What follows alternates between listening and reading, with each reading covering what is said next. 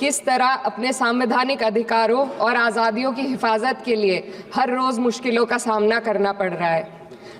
Doctor B.R. Ambedkar के कथन से अपनी बात रखना चाहती हूँ। उन्होंने कहा था, मुझे अपने भारतवर्ष पर फक्र है कि जिसके पास ऐसा संविधान है जो लोकतंत्र, समाजवाद और सेक्युलरिज्म को संजोता है। लेकिन आज ऐसा लगता है जैसे संविधान की किताब तो है पर इसे चलाने वालों का ईमान गुम हो गया है। आज हिंदुस्तान में हर वर्ग को किसी न किसी चुनौती का सामना करना पड़ रहा है, मगर अल्पसंख्यक खासतौर पर मुसलमानों पर जो कहर टूटा है वो किसी से छुपा नहीं है। ये लोग सिर्फ अपने मजहबी पहचान की वजह से निशाने पर हैं। संविधान का अनुच्छेद 15 कहता है कि किसी भी नागरिक के साथ धर्म, जाति या किसी और वजह से भेदभाव नहीं होना चाहिए, लेकिन हकीकत इसके उलट है। हालात इस कदर बिगड़ चुके हैं कि hate speech, mob lynching, bulldozer द्वारा घरों को गिराने की घटनाएं आम हो गई हैं, खास तौर पर उत्तर प्रदेश में, जहां ऐसा लगता है जैसे कानून के नाम पर जंगल राज चल रहा हो। संभल में जो हुआ वो सबके सामने है।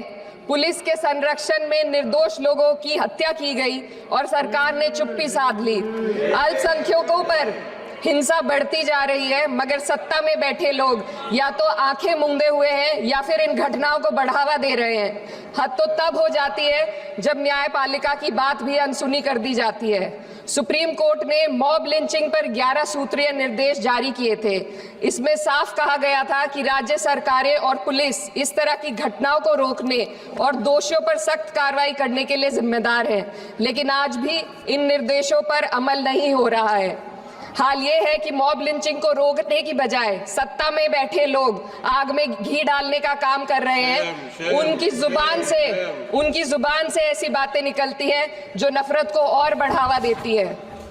ये अशांति अब इतनी गहराई तक फैल चुकी है कि हमारे समाज के धर्मनिरपेक्ष चरित्र पर गंभीर सवाल उठ रहे हैं। साल की शुरुआत में ही कई राज्यों में दुकानदारों को अपने नाम बोर्ड पर लगाने के लिए मजबूर किया गया।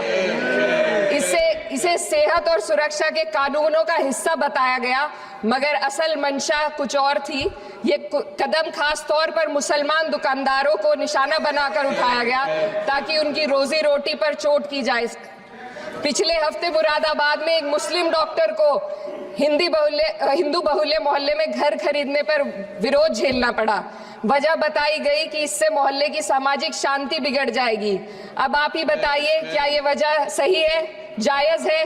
असल में ये छोटी बड़ी घटनाएं इस बात का सबूत है कि सांप्रदायिकता को बढ़ावा देने वाले बयान और नीतियां हमारे समाज को अंदर से खोखला कर रही है।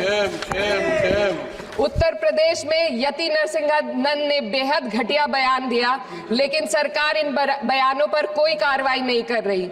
हेट स्पीच न केवल जनमानस के विचारों को प्रदूषित करती है, बल्कि इससे अब संवैधानिक पदों पर बैठे लोगों को भी प्रभावित कर दिया है। अभी हाल ही में माननीय उच्च न्यायालय इलाहाबाद के माननीय न्यायाधीश ने ऐसे बयान दिए जिसका संज्ञान खुद सुप्रीम कोर्ट को लेना पड़ा। संविधान के अनुच्छेद 29 और 30 ने अल्पसंख्यकों को उनके मजहबी और सांस्कृतिक हक दिए हैं ताकि वो अपनी पहचान को बचा सके और अपने संस्थान चला सके, लेकिन आज उन्हीं हकों पर हर तरफ से चोट की जा रही है। वक्फ जैसे बिल लाकर उनके धार्मिक अधिकारों को छीनने की कोशिश की जा रही है। आज अल्पसंख्यक समुदाय को संविधान द्वारा दिए गए अपने बुनियादी अधिकार पाने के लिए लंबी लड़ाई लड़नी पड़ रही है। ऐसे कई मामले अदालत ने न्याय देकर संविधान की रक्षा की है, लेकिन अदालती प्रक्रिया में जो समय लगता है उसकी वजह से देश के सामाजिक ताने बाने को भारी नुकसान उठाना पड़ता है। मिसाल के तौर पर इलाहाबाद हाई कोर्ट ने 2004 के मदरसा एक्ट को रद्द कर दिया था, जिससे मदरसों के संचालन पर सवाल उठे। हालांकि सुप्रीम कोर्ट ने बाद में इस फैसले को पलट दिया और एक्ट को वैध करार दिया, लेकिन इस प्रक्रिया में जो समय लगा उसने अल्पसंख्यकों को बेचैनी और संघर्ष के दौर में डाला है। इसी कड़ी में प्लेसेस ऑफ वर्शिप एक्ट 91 भी आता है और कई अन्य अधिकार, उन्हें भी इसी तरह अदालती लड़ाइयों में उलझाया जा रहा है। ये स्थिति न केवल अल्पसंख्यकों के अधिकारों की राह में रुकावट है, बल्कि justice delayed is justice denied जैसी कहावत को सिद्ध करती है। मैं इस सदन से मैं इस सदन से दुनिया भर के अल्पसंख्यकों की आवाज उठाना चाहती हूँ, खास तौर पर हमारे पड़ोसी देश बांग्लादेश पे, खास तौर पर हमारे पड़ोसी देश बांग्लादेश में अल्पसंख्यकों के साथ जो हो रहा है वे दिल को गहरे तक चोट पहुंचाने वाला है। उनकी जान माल की हत्या की जा रही है। बांग्लादेश हो या हिंदुस्तान हो या कोई और देश, अल्पसंख्यकों की सुरक्षा, इज्जत और अधिकारों की हिफाजत हर सरकार की सबसे पहली जिम्मेदारी होनी चाहिए। मैं इस सदन से अपने देश के अल्पसंख्यकों के साथ बांग्लादेश के पीड़ित अल्पसंख्यकों की आवाज को एक साथ उठाना चाहती हूँ। ये वक्त की पुकार है कि हम सब मिलकर ये सुनिश्चित करें कि किसी भी इंसान को उसकी पहचान या मजहब के कारण डर कर जीने पर मजबूर ना होना पड़े। जहाँ हक छीने जाते हैं वहाँ अमन खो जाता है। ये बात हर सरकार को समझनी चाहिए। अगर हम सच में अपने संविधान का सम्मान करना चाहते हैं तो हमें नफरत और भेदभाव को खत्म करना होगा।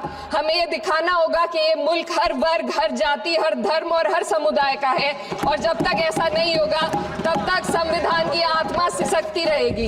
सर, अपनी बात को खत्म करते हुए मैं एक शेर अर्ज करना चाहती हूँ। ये दाग दाग उजाला, ये शब गजीदा शहर, वो इंतजार था जिसका, ये वो शहर तो नहीं। लेकिन अगर इस सदन में बैठे हम सभी सदस्य ये ठान ले कि हमें संविधान के मूल्यों को लागू करना है और उसे लागू करने का प्रयास करें तो वह सुबह जरूर आएगी, जिसके लिए लाखों भारतवासियों ने अपने जानों की कुर्बानी दी थी। श्री हनुमान बेनीवाल जी, श्री हनुमान। क्या आपके 3 पत्ते गेम आपको हर वक्त टॉप अप करने का कहती है?